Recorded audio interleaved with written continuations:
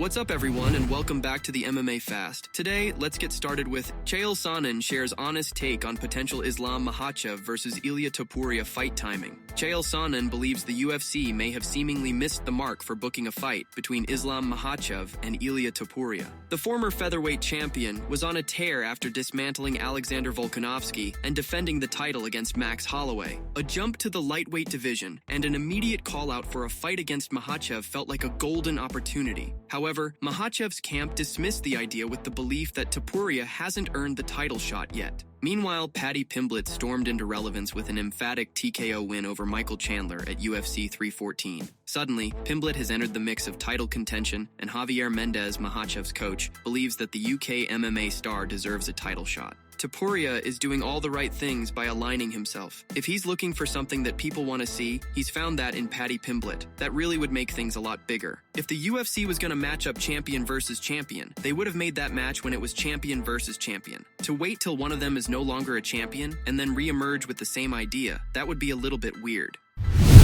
Anthony Smith addresses his relationship with Michael Bisping, explains why he doesn't campaign for UFC commentary job. As Anthony Smith prepares for his retirement fight at UFC Kansas City, the one-time light heavyweight title challenger has already set himself for a career afterwards, thanks to working as an analyst for the UFC, not to mention producing his own weekly podcast. But a few years ago, Smith honestly had no idea what would happen to him when MMA was finished. He obviously knew he couldn't fight forever, but that fear of the unknown haunted him plenty. It used to keep me up at night, because I had no idea what I was going to do when I was done. It wasn't even about how I was going to earn a living. It was how am I going to be fulfilled? How am I going to make a difference? I ended up in this position because I've always been different. I knew when I was a kid, I was never meant for a normal 9 to 5. Anytime I say this, it makes it sound like I'm being disrespectful. I'm not against anybody who gets up, clocks in, works their day, and clocks out. I'm not against that. I did the same thing as a carpentry finisher and other construction trades for a long time while I was training and fighting full-time. I was finishing concrete and fighting in the UFC at one point in time. Khalil Rountree voices confusion over Alex Pereira's UFC 313 performance. As we know, Alex Pereira is one of the biggest stars in mixed martial arts. He was able to reach that point as a result of his incredible tenure in the UFC up to this point, which has seen him win world titles in 2 different weight classes. However, while he managed to win those championships, he also lost them both. His most recent defeat came to Magomed Ankalaev, who beat him to claim the light heavyweight belt. Ever since then, many have questioned the nature of Pereira's performance against Ankalaev at UFC 313. Some believe he wasn't at his best, whereas others are just eager to see him get back in the cage. Either way, it was a big departure from what we saw from him when he successfully defended the strap against Khalil Rountree just a few months prior. In a recent interview, Rountree summed up his own thoughts on how Pereira did against Ankalaev. It was hard for me to watch that fight and score it. The Alex that walked out that night was a different Alex than the one that fought me. My experience was watching that fight in frustration. I was kind of confused, because I was expecting the same guy that came and fought me to go there and do the same thing. I wanted to see what that experience was like from the outside.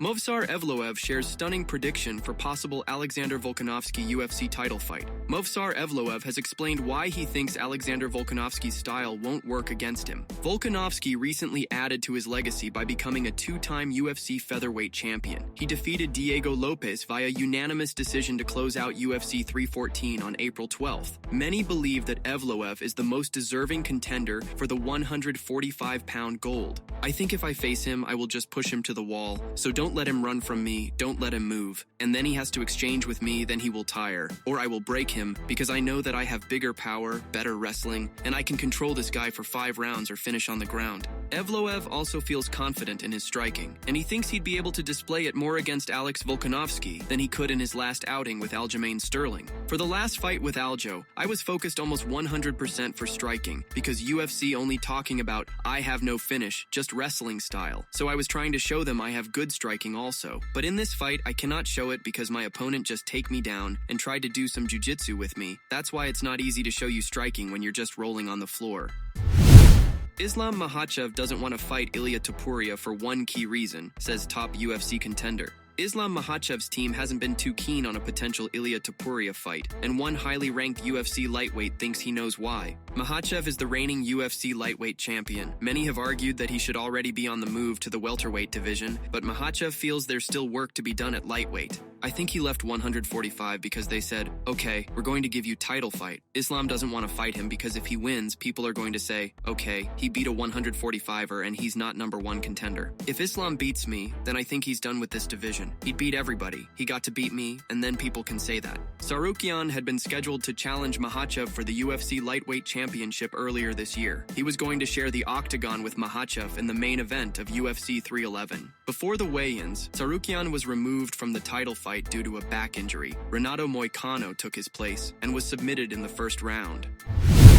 Paddy Pimblett reveals massive weight gain since UFC 314 win. Paddy Pimblett is nearing light heavyweight territory just a little more than a week after fighting at 155 pounds. Paddy recently revealed that he's gained 40 pounds since securing the biggest win of his career in the co-main event of UFC 314 on April 12th. That night in Miami, Pimblett stopped former Bellator lightweight champion Michael Chandler by third-round TKO. Since then, Pimblett has been enjoying his victory and time off, and it reflects on the scale. I'm like 195. On Sunday, I had about 5 milkshakes after the fight. This morning, I think I woke up at 190, which is fat, but that's about the heaviest I get. I don't really touch 200, only in the States. In the States, that food just makes me into a machine. I'm just massive in the States, but when I'm back in the UK, the highest I'll be is like 195 or something like that. Since joining the UFC in 2021, Pimblett has become notorious for his weight gains in between fights, something that's fueled banter and even criticism. Pimblett remains undefeated in the UFC with 7 straight wins. The victory over Chandler was also his 5th stoppage win in the promotion. Pimblett believes he's 1 win away from fighting for the UFC lightweight belt, and he called out top contenders Justin Gaethje, Charles Oliveira, Dustin Poirier, and Arman Tsarukyan after UFC 314.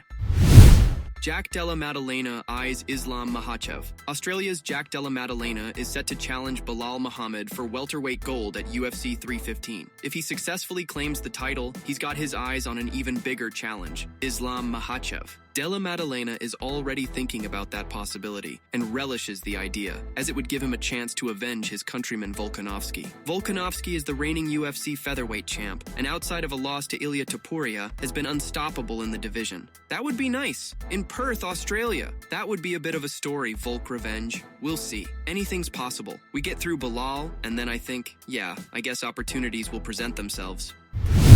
Chael Sonnen makes bold claims about potential Jon Jones versus Tom Aspinall title fight. Ex-UFC fighter and analyst Chael Sonnen made a bold claim regarding the potential Jon Jones versus Tom Aspinall fight. Since capturing the interim UFC heavyweight title in November 2023, Aspinall has aimed for a title unification bout against Jones, the undisputed champion. However, Jones has frequently shifted his position on this fight, which has yet to be confirmed. I am confident enough to tell you the fight is done. That fight is agreed all the way down to the date that I have the confidence to tell you. This Jon Jones business, Jones will tell a lot of things to the media. When he gets that phone call from the UFC, here's the guy you are fighting. Do you understand? Yes, and that is what he will say.